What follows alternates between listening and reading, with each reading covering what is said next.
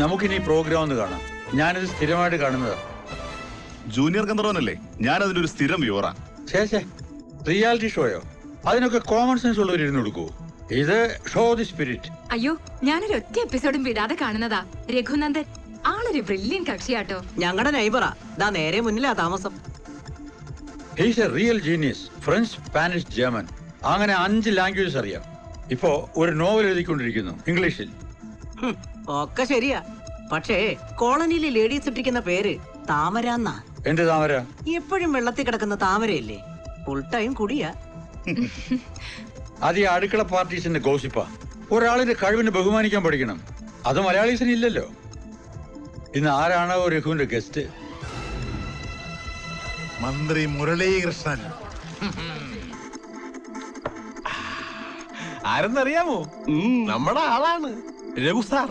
നല്ല ഈടവാ. എന്തിനാണ് ആ പാവം മനുഷ്യനെ വെറുതെ കുറ്റം പറയണത്? അയ്യോ, കുറ്റമൊന്നും പറഞ്ഞില്ലേ.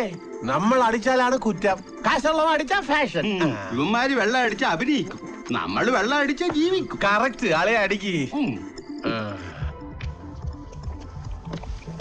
മന്ത്രി റെഡി. രാജാവ് എഴുന്നള്ളുന്നു പറ. എന്താ നാടാ ഇത്? ഇടാൻ അറിഞ്ഞൂടെ? ഒന്നോടൊഴി.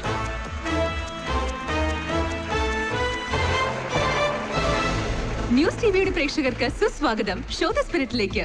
ഞാൻ ആദരപൂർവ്വം ക്ഷണിക്കുന്നു ഇന്നത്തെ അതിഥിയെ, ബഹുമാനപ്പെട്ട ടൂറിസം സാംസ്കാരിക വകുപ്പ് മന്ത്രി Shri Muralikrishnan and master of the show Shri Raghunandan.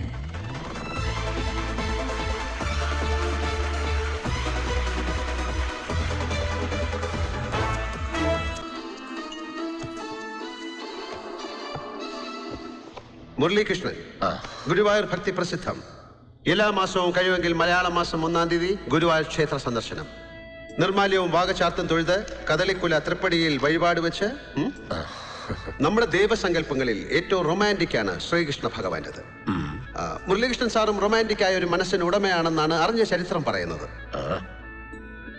College രാഷ്ട്രീയ രംഗത്ത് ശോഭയാർന്ന താരം, ഇടതുപക്ഷ വിദ്യാർത്ഥി സംഘടനയുടെ അധീശത്വം, വർഷങ്ങളായി പുലരുന്ന എറണാകുളം മഹാരാജാസിന്റെ യൂണിയൻ തെരഞ്ഞെടുപ്പിൽ സകലരെയും അത്ഭുതപ്പെടുത്തിക്കൊണ്ട് ആർട്സ് ക്ലബ് സെക്രട്ടറി സ്ഥാനത്തേക്ക് തെരഞ്ഞെടുക്കപ്പെടുമ്പോൾ തന്റെ സംഘടനയ്ക്ക് ആ ഒരു സീറ്റ് മാത്രമേ അക്കുറി കിട്ടിയിരുന്നുള്ളൂ. വ്യക്തിപ്രഭാവം അത് മാത്രമാണ് കൊടിപാറിച്ചത്. പാട്ട്, മിമിക്രി, നാടകം, അങ്ങനെ പലതായിരുന്നു കഴിവ് തെളിയിച്ച മേഖലകൾ. കണ്ണന് ഗോപികമാരെന്ന പോലെ അനവധി കൂട്ടുകാരികൾ ഉണ്ടായിരുന്നു മുരളീകൃഷ്ണന്. ഈ പ്രോഗ്രാം താങ്കളുടെ ഭാര്യ കാണുന്നുണ്ടെങ്കിൽ അവരും ആസ്വദിക്കട്ടെ ഈ തമാശ, അല്ലെ? തീർച്ചയായും. താങ്കളുടെ പ്രോഗ്രാമിന്റെ പേര് തന്നെ ഷോ ദി സ്പിരിറ്റ് എന്നാണല്ലോ. എല്ലാം സ്പോർട്ടീവ് സ്പിരിറ്റിൽ എടുക്കാൻ അവൾക്ക് കഴിയും. അതാണ് ഒരർത്ഥത്തിൽ എന്റെ ഉയർച്ചയുടെ രഹസ്യവും. ഗുഡ്. ഉയർച്ച എന്നൊരു വാക്ക് താങ്കൾ ഉപയോഗിച്ചു. അതിനോട് ചേർന്ന് തന്നെ ചോദിക്കട്ടെ, എന്താണ് താങ്കൾ ഉദ്ദേശിക്കുന്ന ഉയർച്ച? ആദ്യത്തെ ഊഴത്തിൽ തന്നെ MLA ആയി, അപ്രതീക്ഷിതമായ മന്ത്രി പദവി, അതും ടൂറിസവും സാംസ്കാരികവും.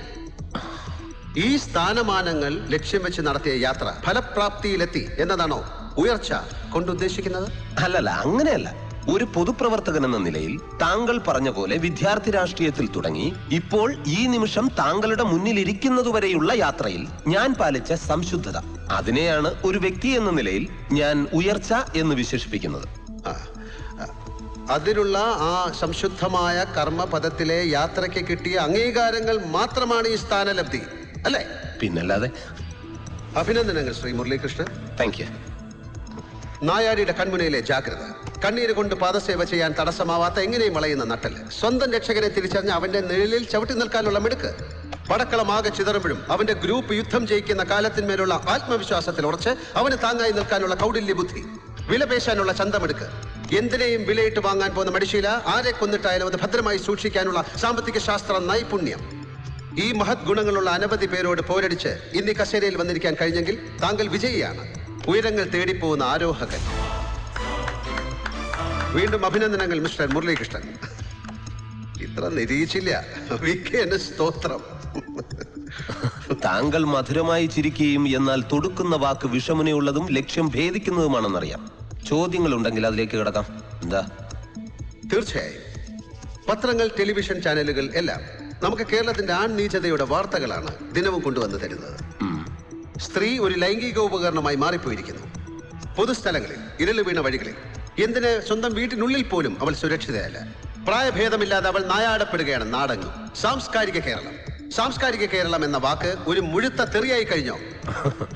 കേരളം ഇന്ന് നേരിടുന്ന സാമൂഹ്യ പ്രശ്നങ്ങളിൽ ഏറ്റവും ഗുരുതരമായ ഒന്നാണ് സ്ത്രീപീഡനത്തിന്റെ ആവർത്തിക്കപ്പെടുന്ന കഥകൾ. മദ്യപാനാസക്തിയാണ് ഇതിന് കാരണമായി നമ്മൾ ആദ്യം കാണേണ്ടത്. പുരുഷന്മാരിലെ മദ്യപാനാസക്തി കുടുംബ ബന്ധങ്ങളെ ശിഥിലമാക്കുന്നു. പല ബന്ധങ്ങളും വിവാഹമോചനത്തിൽ കലാശിക്കുന്നു. അതൊരു വലിയ സാമൂഹ്യ വിപത്താണ്. ശ്രീ രഘുനന്ദൻ വിവാഹിതനാണോ എന്ന് എനിക്കറിയില്ല. ആണോ? ഞാൻ വിവാഹിതനായിരുന്നു. 7 വർഷം മുമ്പ് വിവാഹമോചിതനാവുകയും ചെയ്തു. അന്നും ഇന്നും ഞാൻ മദ്യപിക്കുന്ന ഒരാളുമാണ്. ആ ദുശീലമാണോ വിവാഹബന്ധത്തിന്റെ തകർച്ചയ്ക്ക് കാരണമായത്? ക്ഷമിക്കണം, ഞാൻ താങ്കളോട് ചോദ്യം ചോദിക്കേണ്ട ആളല്ല. എങ്കിലും തീർച്ചയായും താങ്കൾക്ക് ചോദിക്കാം. 2 പേർ ചേർന്ന് നടത്തുന്ന മനസ്സ് തുറന്ന സംഭാഷണമാണ് ഷോ ദ സ്പിരിറ്റ്. മദ്യപാനം അടക്കമുള്ള ഒരുപാട് കാര്യങ്ങളിൽ വിയോജിപ്പുണ്ടായിരുന്നു. എന്റെ ഭാര്യയായിരുന്ന മീരയ്ക്ക്. അതാണ് അവരുടെ പേര്. ഒരുമിച്ചൊരു ജീവിതം അവർക്ക് അസഖ്യമായപ്പോൾ ഞങ്ങൾ 2 പേരും ചേർന്നെടുത്ത യുക്തിപൂർവമായ ഒരു തീരുമാനമായിരുന്നു ആ വേർപിരിയൽ. അവരിന്ന് മറ്റൊരാളുമായി സുഖകരവും ആനന്ദപൂർണവുമായ ഒരു ജീവിതം നയിക്കുന്നു. ഈ നഗരത്തിൽ അല്ല, ഈ ലോകത്തിൽ തന്നെ എന്റെ ഏറ്റവും പ്രിയപ്പെട്ട കൂട്ടുകാർ അവർ 2 പേരുമാണ്. Alexi, Meera, hope you are watching the show. തിരിച്ചു വരട്ടെ സാർ അടുത്ത ചോദ്യത്തിലേക്ക്. ചോദിക്കണം.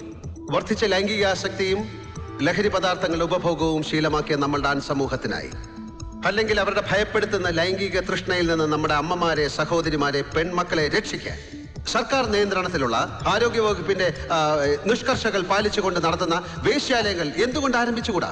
അത് പോയിന്റ്.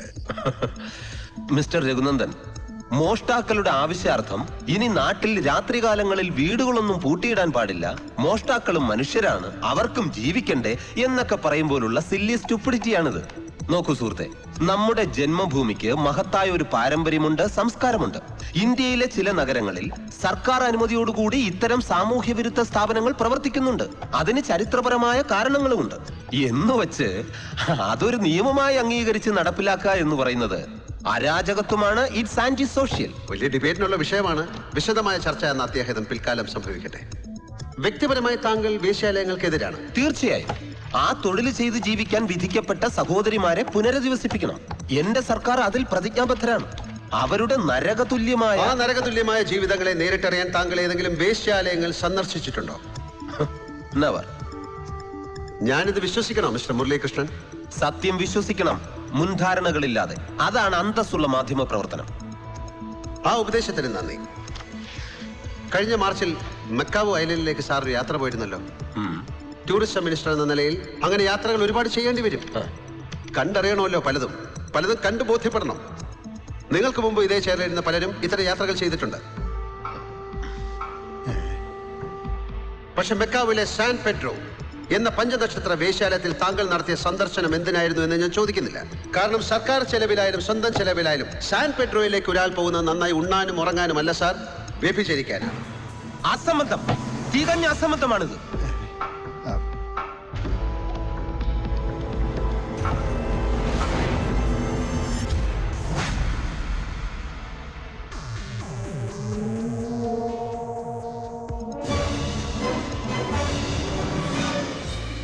ഈ ഫോട്ടോഗ്രാഫ്സ്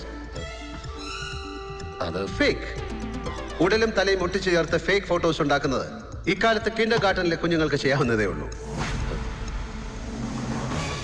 ഇതല്ലാതെ എന്തുണ്ട് മറ്റു തെളിവുകൾ എന്ന് ചോദിക്കുന്നു സാർ. ഞാൻ ഉത്തരിക്കാൻ തയ്യാറാണ്. മറുപടി പറയടാ.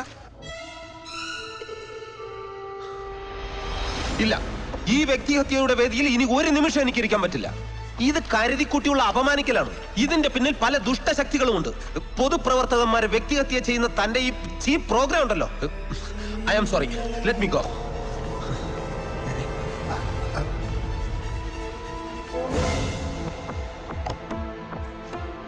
ഷോ ദ സ്പിരിറ്റ് കാണുന്ന പ്രേക്ഷകർക്കറിയാം, ഈ പ്രോഗ്രാമിന്റെ പല എപ്പിസോഡുകളും ഇങ്ങനെ കോപത്തിന്റെ പൊട്ടിത്തെറിയിലാണ് തീർന്നിട്ടുള്ളത്. പലതും പാതി വഴിയിൽ മുടങ്ങിപ്പോകാറുമുണ്ട്. ഇതിന്റെ ഒന്നും പോസ്റ്റ്മോർട്ടം ഞങ്ങൾ നടത്താറുമില്ല. നിങ്ങൾ കണ്ട വിളറിയ കോപം കൊണ്ട മുഖങ്ങൾ മാത്രമാണ് ഞങ്ങൾക്ക് കാട്ടിത്തരാനുണ്ടായിരുന്നത്.